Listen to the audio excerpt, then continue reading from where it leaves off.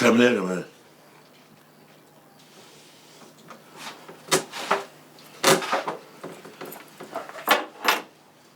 تسرق من دولاب ابوك يا جمال؟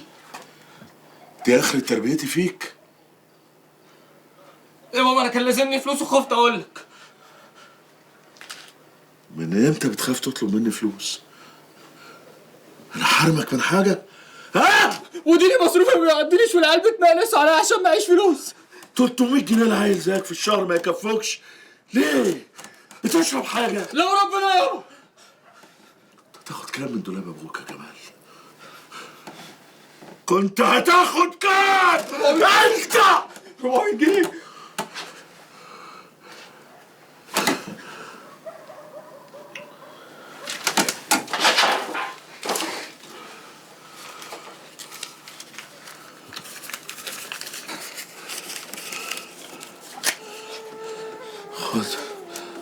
خد يا جمال 400 جنيه. لا خلاص يابا مش عاوز. خد يا حبيبي.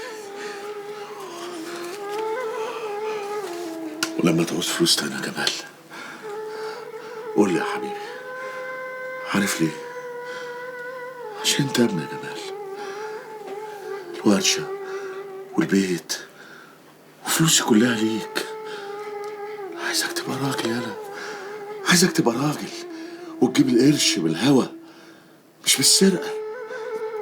المرة دي سرقت أبوك هيسامحك ويدار عليك، لكن لو سرقت حد غريب مش هيسامحك يا جمال ولا هيدار عليك. هيفضحك يا ابني ويمكن يحبسك. فاهم يا جمال؟ ما تزعلش مني يابا. آخر مرة تعملها. حاضر يابا. عايز 400 جنيه ليه بقى؟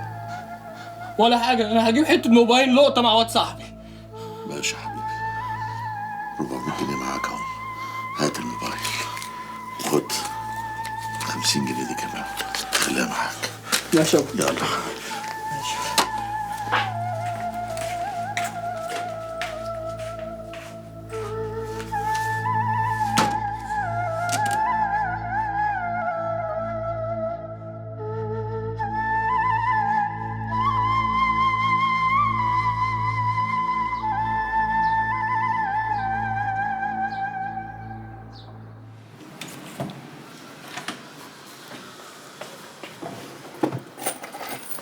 تعمل ايه؟ سيب المفاتيح دي يا اخي. هفتح انا يا بابا، خليك انت مرتاح. يا اخي مين قال لك ان انا تعبان؟ روح يا اخي شوف كليتك. ما انا النهارده ما عنديش كليه. يا ابني ما تتعبش قلبي، روح شوف شغلك، روح كليتك الله يهديك. خلاص يا بابا هستناك ونروح سوا. يا اخي انا عايز اخرج اهوي نفسي، سيبني. يا بابا انت ليه مصر تبعدني عن الصيدليه؟ امال انا دخلت الكليه ليه؟ لا اله الا الله، يا اخي ده مش اسلوب مناقشه على الصبح كده واحنا لسه صاحيين من النوم. الله، انت حد مسلطك عليا؟ يا عم روح شوف شغلك بقى. خلاص يا بابا هروح افتح انا وتعالى انت على مهلك. لا اله الا الله. يا اخي غلبت اقول لك ان الاجزخانه دي في حاره شعبيه، يعني فيها عيال بلطجيه ومجرمين ومدمنين، واحنا مش ناقصين مشاكل. يا بابا الناس دي مش في الحاره بس، في اي منطقه هتلاقي منهم كتير قوي. يا اخي هم عرفوني وانا عرفتهم، وانا عرفت ازاي اتعامل معاهم، هم عرفوا ازاي يتعاملوا معايا. من فضلك بلاش مشاكل يا اخي، روح شوف شغلك. يا بابا مفيش صيدلي ما بيتعرضش للمشاكل، ولا انت بقى بتخاف منهم؟ ايوه يا سيدي بخاف منهم. ايه عايز حاجه؟ ما انا مش لاقي مبرر غير ده غير بقى جدول المخدرات اللي بينقص كل يوم. اخرس بلاش قله ادب. انا عمري ما طلعت قرص مخدر من صندوق المخدرات الا بروجيتا، فاهم ازاي؟ مش انا اللي يغلط الغلطه دي. اطلع بره، امشي. انا اسف يا بابا، انا كنت بلفت نظرك. بتلفت نظري؟ انت بتلفت نظري ليه يا اخوي؟ ما تيجي تاخدني قلمين احسن. اطلع بره، اطلع. يا عطية مش كده، صوتك جايب لاخر الدنيا. عمل لنا كوبايه شاي يا نهد. حاضر من عينيا، بس قول لي بقى ايه اللي مزعلك يا اخويا؟ مالك؟ يا ستي جاي يسحب ويفتح درج الكومودينو وياخد المفاتيح ومصر يروح يفتح الاجزخانه. ما تسيبه يفتحها يا عطية، ما تسيبه يا اخويا، ولا انت عايز تقعده في البيت زي البنات؟ ما انا عايز اقول لك على حاجه، شغل الحاره ده عايز خبره معينه، ده مليانه بلطجيه وعيال حراميه واللي مش هيعرف عليه. ان جيت للحق هي حارة تقرف. بس عالم غلابه مش لاقيين اللي يفهمهم ويفهموه. والله هو ده الكلام اللي جايبنا لورا. انت حر في ابنك، انا نازله. راحوا فين؟ الكوافير.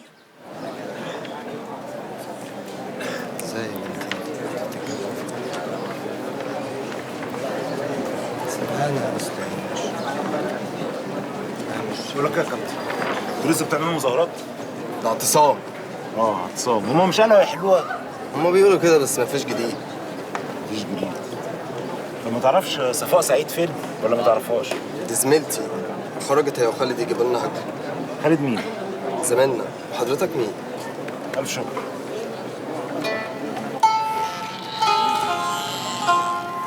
النبي يا رب لك لحبيبك النبي، يسرها لي، فكها عليا يا رب. انا مش طالبه منك غير ان احج مره واحده بس. انا نفيسه، انا ام عبد الله وغلبانه، انا منكسره. يسرها لي يا رب، مره واحده بس يا رب، احج مره واحده بس يا رب. بسم الله الرحمن الرحيم. في ياما انا عبد الله ياما. ايه يا واد، جاتك نصيبه تاخدك. داخل يا واد تسحب زي الحراميه كده ليه؟ ياما انا دخلت بالراحه عشان ما اقطعش دعاكي. يعني هتقطع رقبتي؟ مش حسن ما توقع قلبي في رجليا؟ حقك على ياما، معلش انا اسف. وايه اللي رجعك بدري كده؟ مفيش، قلت اريح ساعه وبعد كده انزل تاني. اعمل حسابك بقى، عايزين نلحق نبني الفرن.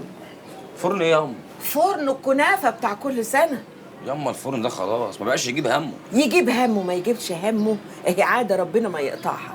وبعدين اهو بيجيب 20 30 جنيه في اليوم، مش وحشين. ومين اللي هيقف فيه؟ انا مش فاضي. هنشوف لنا واحد كده غلبان على قد حاله نديله قد 10 جنيه في اليوم، وانا هقف معاه. تقف ازاي ياما؟ انت تعبانه. تعبانه؟ يا سلام، لو انت يا واد كنت يعني شلتني يوم قرايه فتحتك عامل حسابك على كده. طب ما انا نزلت لوحدي على اسم الله، النبي حارسها جت نصيبه. حاضر ياما، حاضر حاضر، هنعمل الفرن. وتفوت على الواد كريم علشان يعمل حسابه وابعتهولي عشان احاسبه. حاضر ياما. انا كل ما اكلمك تقول لي حاضر حاضر، جرالك ايه؟ مش عاجبك كلامي ولا ايه؟ هقول لك ايه ياما غير حاضر يعني؟ طب اسمع بقى، اوعى تخليني ادعي عليك، اعمل حسابك. والله لو ادعي عليك لا تتقسم نصين، هتتقسم نصين وانت عارف كويس. يا ريت نتقسم نصين عشان اخلص من اللي انا فيه ده. ايوه يا اخويا ايوه، نام وانت عامل زي الطور كده، نام نامت عليك حيطه. خلاص خلاص، هو انا ناقص؟ خلاص.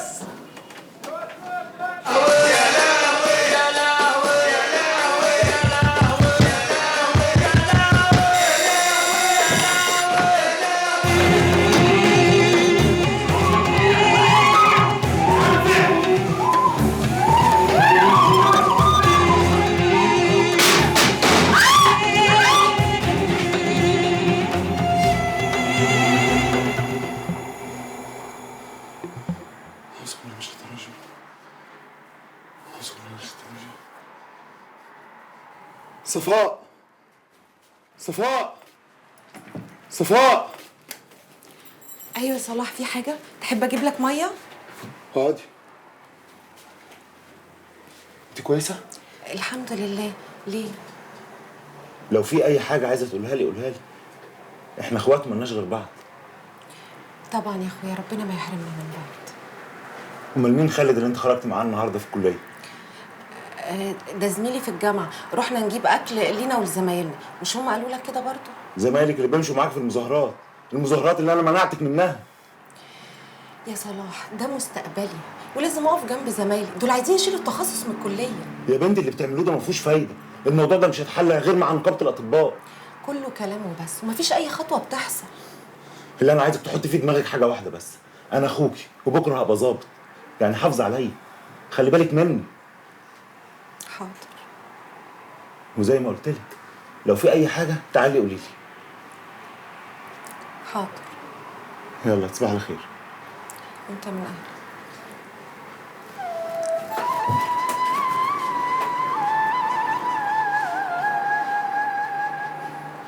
رحت فين؟ ايه جو التقل ده؟ هو الواد جابر.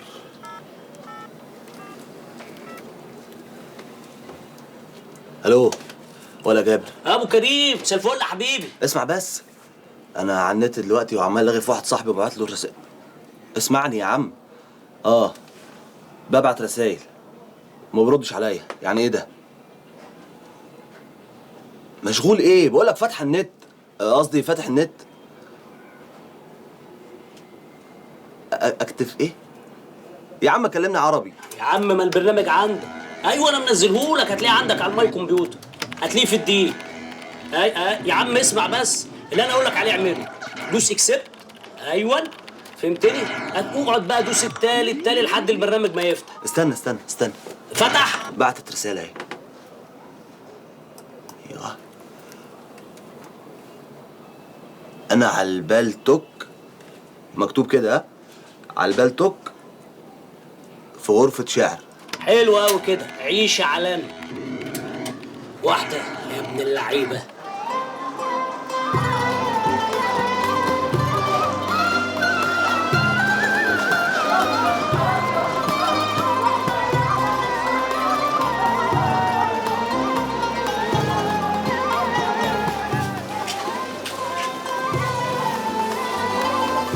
ولا يونس مين؟ انا كريم يا عم. اخبارك اهو، انت مش واخد بالك مني ولا ايه؟ يا ابني الايه؟ تعالى لف. يا دي يا يونس. تعالى انت اللي فكرك بايه؟ وحشتني ياض، من ايام الاعداديه ما شفتكش يالا. ما المدارس هي اللي فرقتنا يا كريم. الله، طول عمرك كانت بتقول كلام عسل. بس هو مرمي على الحيطان اهو، ما اتباعش. اقعد تشرب شاي؟ اشرب. اقعد. زمن ياض ما جيتش الاوضه دي. فاكر؟ كنا بنذاكر سوا، بس انت كملت علامك. انا ماليش فيه يابا. يا ريتني ما كملت، اهو التعليم قعدني في البيت. اهو اسمك اتعلمت وخلاص. بقول لك ايه؟ قول. ايه اخبارك ياض مع الشعر؟ تسأل ليه؟ يعني ما تاخذنيش، يعني بقالك يجي 7-8 سنين كده بتكتب شعر وما سمعناش عنك حاجه. الدنيا اتلخبطت يا كريم. اي حد بقى يجيب ورقه وقلم دلوقتي ويكتب له كلمتين ويقول لك شعر. كل الشعر ده انت اللي كاتبه؟ ها؟ كتبته في قد ايه؟ بتاع 7-8 سنين كده. ياه، 7-8 سنين يا صبر ايوب. بقول لك ايه، ما تديني شويه. شويه ايه؟ شويه شعر ياض. مالك؟ ده انا صاحبك يالا شقك. هو موجود قدامك اهو، شوف انت عايز ايه وخده، بس اشرب شاي الاول واسمع لك كلمتين، يمكن ما يعجبكش. هتعجبني ان شاء الله، قد المشيئه بس. بجد؟ لا ياض، ما انا جاي اسمعك اهو، ما تقول. بص، لو في غمضة عين تتغير حاجات. الله، يعني ايه بقى؟ يا ابني يعني لو غمضت وفتحت وفي حياتك حاجات حصلت مش حلوة، يا ريتها ما حصلت. حلو ده، كمل يا كمل. لو في غمضة عين تتغير حاجات والذكريات تنسي الألم. يعني ايه بقى الذكريات تنسي الألم؟ مش طريقة سمع شعر دي أبدا. اشرب. جرايه يا يونس، تخطط عليا ولا ايه؟ ما تفهمني يا اخي. يا ابني افهمك ايه؟ الشعر ده يتحسن من جواك. تحسن من جواك؟ لا يا عم، انا افهم الكلام الاول والاحساس يجي بعدين. ده لما بقول لك بقى شعر فرنساوي. ما اختلفناش. بقول لك ايه، انا عاوزك في موضوع مهم. اتفضل قول. انا عاوز استلف شخصيتك يعني كده وشعرك. ازاي بقى؟ ازاي يعني ايه؟ امال عامل لي شاعر وبرم. ودي مالها دي؟ مش فاهم والله. انت فاضي كام يوم كده؟ هيكون ورايا ايه يعني؟ خلاص سيب لي نفسك.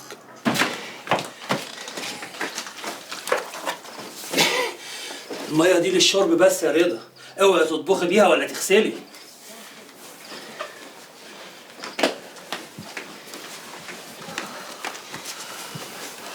في ايه؟ ابوك والحربايه كانوا بيتودودوا النهارده. على ايه؟ الولايه عماله تزن على دماغه، ياخدوا الاوضه دي ويطلعونا الاوضه اللي بره. مش هتجيبها البر الوليه دي لما تخليه يطردنا من البيت. اعملي نفسك ما سمعتيش حاجه. معقوله يا بلال؟ معقوله يا اخويا ننام في الاوضه اللي بره؟ ده اللي ماشي في الحاره يسمع فيها دبه النمله. يا رضا اصبري بس لما يفتح معايا الموضوع ساعتها نشوف. اقول لك خدي هاتي لهم غدا بكره وروشي كده بكيلو لحمه ودخلي لهم ياكلوا، يمكن ربنا يحنن قلبه علينا. ما نشوف.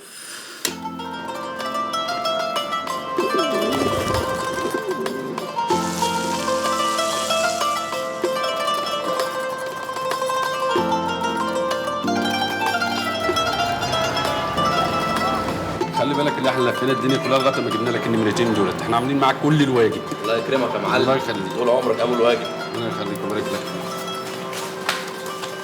هات يا عم. عبد الله عندي بس الف مبروك. الله يبارك فيك. ايه ألف فلوس ايه؟ هنستلم امتى بقى؟ دلوقتي حالا يا ريس. تمام. الف مبروك. الله يكرمك. الله يخليك. الف شكر. السلام عليكم. اللهم صل على النبي. يا عبد الله العربيه واقفه وحش. زيرو. خد هلا. سمي بقى وخش برجلك اليمين على اساس فتحه خير يعني. الف شكر يا معلم. الله يبارك لك. ربنا يخليهم لك. على مالك. طب وتاكسي تاكسي ايه وجبنا تاكسي والحلو تاكسي هوبا هوبا هوبا. بقول لك ايه يا صاحبي، اللي اوله شرط اخره نور. تمام كده، محدش يعرف اي حاجه ان احنا جبنا تاكسي. ها ليه يا عم الحاج ليه؟ اما بنعمه ربك فحدث. ايوه يا حبيبي، حدث ده لما تبقى فلوس يمين مش شمال. يا نبيل هو في حد بينبش ورانا ولا ايه؟ طبعا يا معلم، من اين لك هذا؟ فجاه كده بقى معاك فلوس وانت قبضك كله على بعضه ما يجيش 500 جنيه. نبيل انا على يدك مجرد المصنع يعني كله امان يا معلم. يا حبيبي حق الدورين بتوع الحاج مصلحي ممكن يتهرش. ما يتهرش واحنا كاتبين نفسنا وصل ولا ايه؟ اسمع اللي بقول لك عليه، ما حدش يعرف اي حاجه، واذا اي حد سالك قول له ان انت سواق على التاكسي ده. يعني هم هيدوك نشال لو عرفوا ان انت مشارك على تاكسي. خلاص ما نقولش لحد ولا صباح ولا حد امي. واما وتعالي يما وجبنا تاكسي تاكسي تاكسي وتعالى وانا تاكسي ويما بس يا بيه بس يلا الله يخرب بيوتكم. وحشتوني يا عيال زيلكم. ايوه يابا. ايوه يا ناديه يا بنتي، قولي لامك اني اني دخت على الفسيخ اللي هي طالباه ومش لاقيه. اني عارف هي مش هتصدق. اعمل ايه في امك بقى؟ تعمل ايه يعني ايه؟ خلاص ما تجيبش، بس ما تنساش الحنه اللي امي قالت لك عليها. حاضر جبتها. قولي لها بقى انني طالع على محطه القطر عدل. ها مش عايزين حاجه؟ يلا مع السلامه. نصيبها كده بقى، اعوضها لك مره ثانيه. يلا مع السلامه. مع السلامه يا حبيبتي. مع السلامه.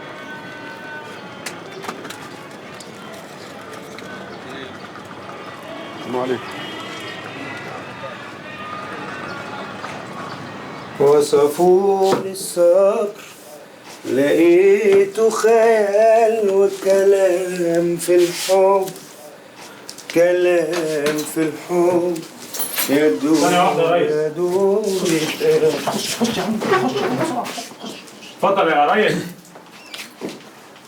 اتفضل. مؤاخذة بس شغالك بتروق كده. لا عادي خالص. تشرب ايه يا باشا؟ ولا عايز اشرب ولا اي حاجه، انده له اللي خلصت. انت هتلاقيني نايم ولا حاجه؟ ثانيه واحده بس. ثانيه واحده. اتفضل. انت بتعمل ايه يا عم؟ ايه اللي بعمل ايه؟ الشقه كانت وسخه شويه قلت انضفها. ما في واحده بتيجي تنضف كل اسبوع. خلص بس غير هدومك كده وتعالى عشان في واحد مهم جاي يسمعك. واحد مهم يسمعني؟ ما جبتوش الاستوديو ليه؟ يا عم استوديو ايه اللي هيشوفك هناك بتعمل شاي؟ عندك حق. يلا. طب انا هلبس. غير بسرعه واطلع بسرعه. يلا. نورت يا ريس. الله يخليك. هو فين؟ جاي حالا اهو.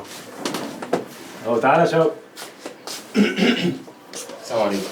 اهلا. ما هو كويس اهو. ما شاء الله. بقول لك يا بالشوق اقعد كده بقى يا ابني، وعايزك تسمعني حاجه، بقالي كتير ما سمعتش صوت حلو. سمعني يلا قوام قوام. على الحامي كده. حلو استاذ زكي، اتقل منتج كاسيت في بلدك، ملك المضروب. يا عم هو عاد فيها كاسيت؟ قول يا ابني قول سمعني. حاضر. طب دوزن كده يا سامي ولا حاجه؟ دوزن. هتقول ايه؟ ست. ست. يا سلام. تمام جاهز؟ اللي شفته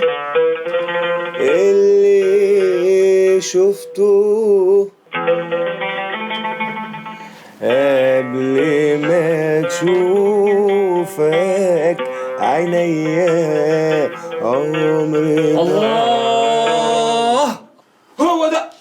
انت يا ابن امك ده عيالك. انا همضي معاك النهارده، ايه رايك؟ مبروك يا شاوي. نقرا الفاتحه. بسم الله الرحمن الرحيم. درسنا النهارده عن الجواز. يا حماة الإسلام وحراس العقيدة هنتكلم عن الجواز. خدوا بالكم بقى، الجواز لازم نسهله ونيسره. سهلوا الجواز يا اخوانا، بلاش تعقدوه وتعقدوا بناتنا وشبابنا. الحكاية مش ناقصة. بلاش مغالاة في الطلبات. يعني ايه؟ المهر كام؟ والشبكة بايه؟ والفرح فين؟ وإيشي قايمة وإيشي عفش وإيشي. ارحموا شبابنا، ارحموهم. بلاش تخلوا الشيطان يلعب في دماغ الولاد والبنات والعياذ بالله. ايوه، يسروا الجواز. الجواز له رزق مستخبي. سبحان الله ولا اله الا الله. وحد الله يا سيدي، قول لا اله الا الله من قلبك. الجواز له رزق مستخبي. واحد فيكم هيقول لي يعني ارمي بنتي يا استاذ تمام؟ اقول له لا، انا ما قلتش كده. ما بقولش نرمي بناتنا، لا، احنا نيسر نسهل. الشباب اليومين دول بقوا شايفين ان الجواز ده حلم، معجزة، عملية مستحيلة. من ايه؟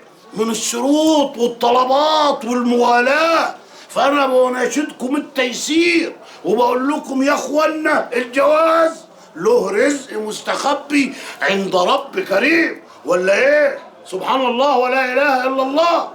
واحد فيكم هيقول لي طب بعد ما يتجوزوا هياكلوا منين؟ إيه؟ ويصرفوا ازاي؟ وهيربوا عيالهم فين؟ وهيدخلوا عيالهم مدارس ولا هيرموهم في الشارع؟ جرى ايه يا سيدي؟ هو انت شفته يعني خلف اصلا؟ سبحان الله. وبعدين ما كل عيل بيجي برزقه. ولا انتوا نسيتوا انه لا حيلة في الرزق؟ وحد الله، قل لا اله الا الله من قلبك يا سيدي. 5 كتبت على ساق العرش: لا راحة في الدنيا، ولا حيلة في الرزق، ولا شفاعة في الموت، ولا سلامة من ألسنة الناس، ولا راد لقضاء الله. امال ايه يا مؤمن؟ مش كده يا سيدي؟ لا حيلة في الرزق. بس مش معنى كده يعني ان لا حيلة في الرزق الواحد يقعد يطربق بقى ويقول له لا حيلة في الرزق يجي وقت ما يجي. لا، ما اسعى يا عبد ونسعى معك، ولكل مجتهد نصيب، وقولوا اعملوا فسيرى الله اعمالكم. ولا ايه يا اخوانا؟ لابد ان احنا نسعى. الاهالي يرحموا الشباب، سهلوا الجواز يا اخوانا، بلاش تعقدوه. بتعمل ايه يا وليه؟ بغسل غيارات البيت لتهاني. ولا تستاهل، انا لو منك احرقك. عليا دين بسدده، والدين ما بيرحمش. ياما عذبت ابويا وامي وانا صغيره، واديني بدفع الثمن. اهو بنتك بتطلعوا عليا. انت السبب، كل ما اجي رقبتها تحوشيني عنها. خايفه عليك يا اخويا لا تضربها ضربه تموت فيها. يا ريت ده يبقى يوم المنى. بتقول كده وبس حد يكلمها كلمه بتبقى عايز تاكله. لو كان ليها اخ كان زمانه ريحني. نصيبنا. ادعي لها يجي لها ابن الحلال اللي يتجوزها ويلمها ويرحمنا من اللي احنا فيه. استنى انا بقى على ما يجي ابن الحلال ويشوفها ويوافق عليها. بقول لك ايه، ادعي لها ربنا يهديها.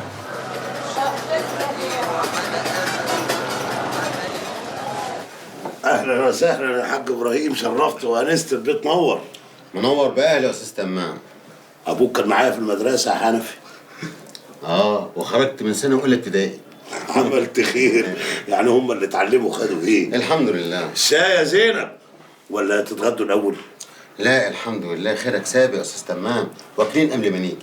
انا والشفا، اهلا وسهلا. الشاي اهو. ازيك يا حاج ابراهيم؟ الحمد لله. ازيك يا حنفي؟ ما شاء الله كبر حنفي، انا ما شفتوش من هو عيل صغير. ربنا يخليك يا ام. عن اذنكم. اتفضلي يا حاج، اتفضلي. اهلا وسهلا.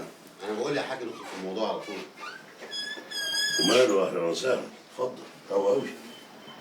احنا جايين نتكلم على بنتك عيشه، ومش هنلاقي احسن منك تحط ايدنا في ايده وناخد عيشه لابننا حنفي. ده احنا تحصل لنا البركه، ده انا اوصلها لك لغايه البيت يا حاج ابراهيم. ولا العشم برضه يا استاذ. وانت بتشتغل ايه يا حنفي؟ حنفي بيشتغل في الموبايلات، بيبيع ويشتري لغايه ما ربنا يسهل ان شاء الله ونشوف له شغله دايما. موبايلات. وبتقبض كام في الشهر يا حنفي؟ انا عم بشتغل لوحدي.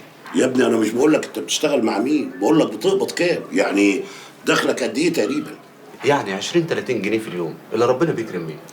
حضرتك يا استاذ تمام انا هبني شقه في بيتنا لحد ما ربنا يسهل ان شاء الله.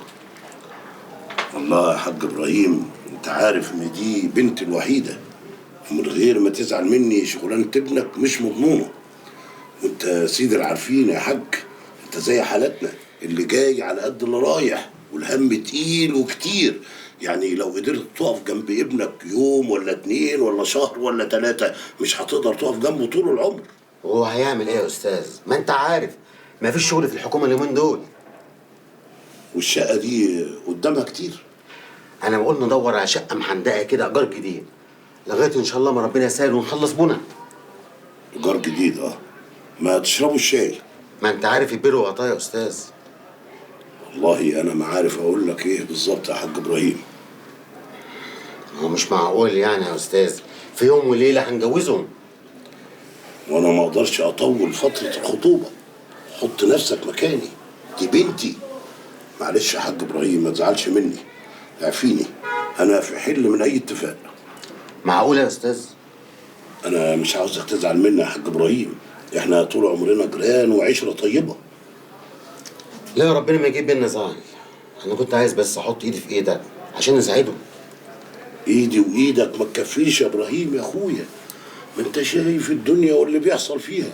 والرسول عليه الصلاه والسلام قال: من استطاع منكم الباءة فليتزوج، ومن لم يستطع فعليه بالصوم.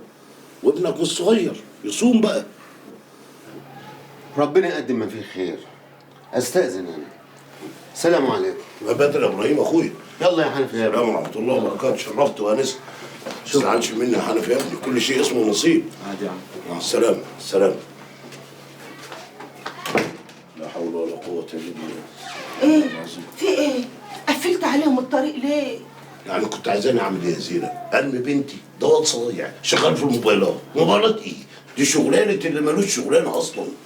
وانت يا اخويا يعني لما جيت تتجوزني كان حيلتك اي حاجه، لكن هقول ايه بقى؟ العيال دول حظهم مهبب ب60 نيله. الزمن غير الزمن يا زينب. الراجل الحاج ابراهيم ده ولده عنده قرطه عيال، هيلاحق على مين ولا مين؟ لكن ابوك الله يرحمه ما كانش حيلته غيرك. خلاص بقى انت مش رفضته. وانت يعني متضايقه قوي كده ليه يا زينب؟ هو يكون في حاجه بين البت والواد؟ لا يا اخويا فشل، بالعكس مفيش اي حاجه خالص، بس احنا بقى قلنا البت نسطر عليها ونخلص منها. خلاص خلاص بقى يا زينب، كل شيء اسمه نصيب، والبت لسه عيله صغيره.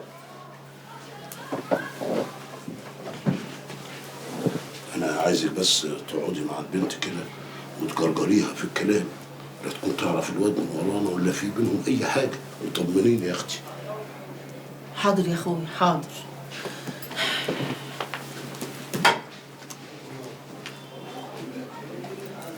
ربنا يستر.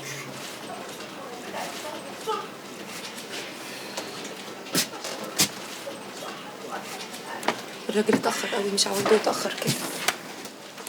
يا عذرا هاتي بالسلامة، ده انا ماليش غير لا واد ولا بنت. يا واد ابوك تعب قوي وعايز يستريح. انزل بقى يا عادل اقعد في وسطينا، يعني هما الخواجات احن مننا عليك. ما تتهد بقى يالا، اتهد بقى واقعد في حته، اركز شويه.